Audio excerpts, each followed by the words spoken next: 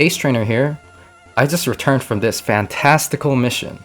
Professor Birch tasked me with researching the elusive region called Orbis.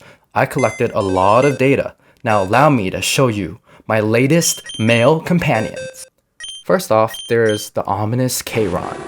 I actually encountered him while he was in a confrontation with Vildred, one of Orbis's great heroes. You see, in the universe of Orbis, the goddess Dichi actually resets the world when the heroes are overcome by the archdemon. Kayron, a harbinger of the archdemon, is equipped with the knowledge of the world cycle. He sees the valiant strength in Vildred and hopes to use this revelation to convert him. And he was very successful. Vildred goes on to immediately slay Queen Diane with his newfound archdemon powers. One thing he doesn't know, however, is Kayron is only letting him borrow it temporarily to do his bidding. While Vildred provides the perfect distraction for Roz and company, Kayron takes this time to perform other tasks to prepare for the summoning of the archdemon. He gets ambushed by Ludwig's returning guardian when he tries to overtake the sanctum as the summoning site for the archdemon.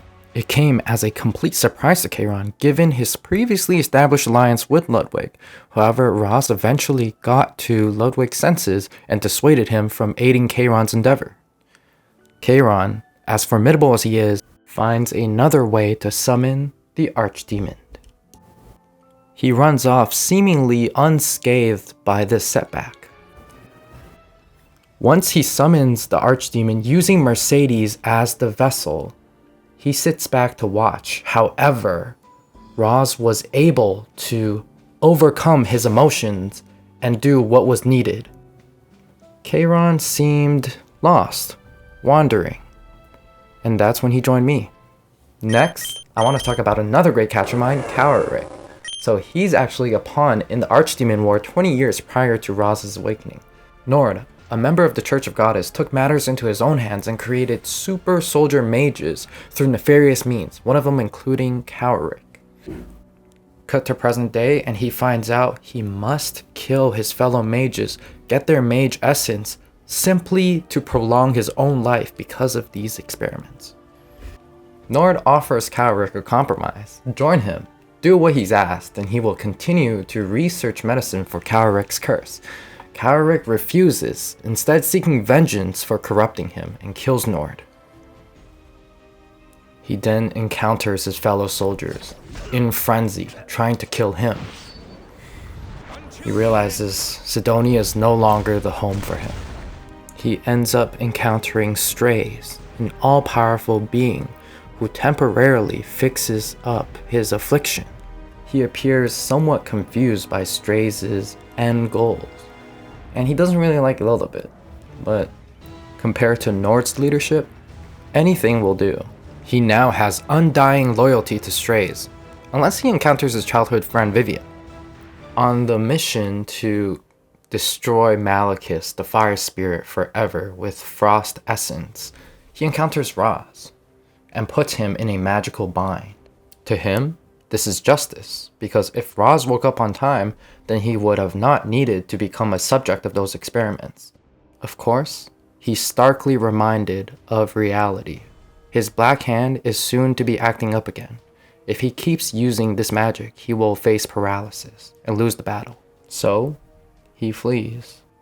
On his way to attack Witch Haven by Strays' orders, he goes through his old memories, recalling a time when he made great promises to his childhood friend Vivian. We see a young Cowerick tragically being obsessed with power in order to defend the honor of his fellow mage, love interest, and future city lord, Vivian. Upon arrival in his hometown, he discovers a plot to use forbidden texts to summon a powerful dragon. He ends up tracking down Zoltana, a childhood nemesis of his. He gets the information that he needs, specifically that Sage Rango is also involved in this summoning ritual. He ends up killing Zantana for jeopardizing Vivian's city.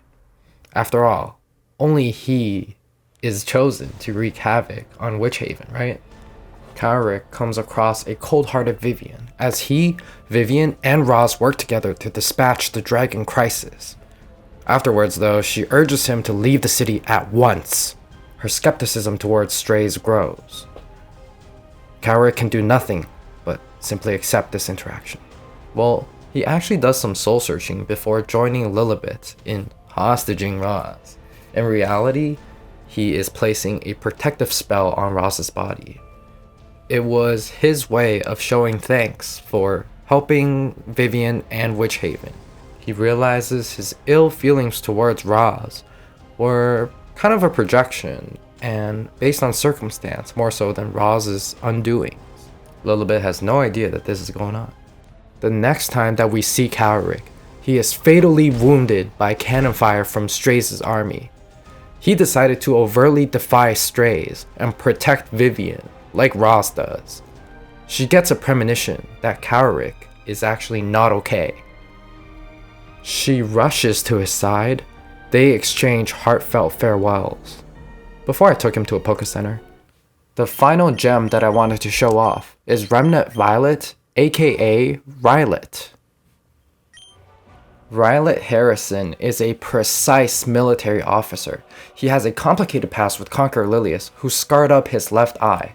Moments before working out a deal in the Perlin War against the House of Perlucia, Lilius throws him a curveball, implying that Rylet's own councilman had directly caused the death of his kin. Naturally, he distrusts Lilius and conducts his own thorough investigation. Rylet's suspicions were more or less confirmed by his childhood friend's unease in conversation. In just hours, Rylet enacted brutal vengeance on all the councilmen. Lilius is proud, but Rylet simply feels numb. He has no purpose anymore. No wars to fight. Lilius throws a second curveball. She shows her affection for Rylet, kissing the scar she implanted. She continues on to reveal her ambitions of taking over the entire continent, giving him more purpose. Speechless, Rylet ponders this offer before swiftly accepting. Their first undertaking was destroying Malekith to weaken Maldrick's forces.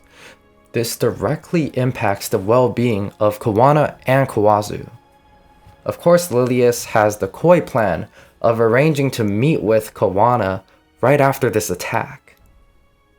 She cancels the meeting and tells Rylet to kill her right now.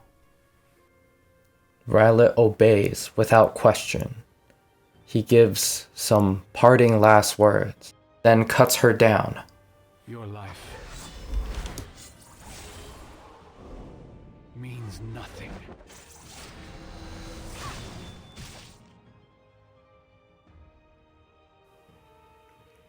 The war progresses. Eventually, Eastern Army Commander Pavel teams up with Rylet to execute Lilius's plans. Pavel fundamentally disagrees with Rylet's loyalty and temperance. Because his goal is a prosperous Perlin, Lilius is simply a means to an end. Cut to Lilius reminiscing about Rylet's recent adieu. She wonders if it was a confession of love. Pavel is beyond disappointed. He perceives Rylet's hyper-vigilance towards Kawazu's downfall to cost them the war. Now Pavel must pivot and diverge his troops. He knows veering off Lilius's plan is not possible with Rylet around. So he makes the ultimate judgment call.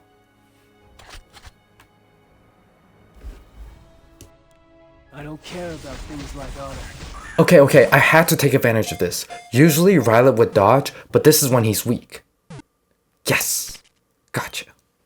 Anyways, that concludes my Pokédex review of Orbis. I'm off to deliver this to the professor. See ya!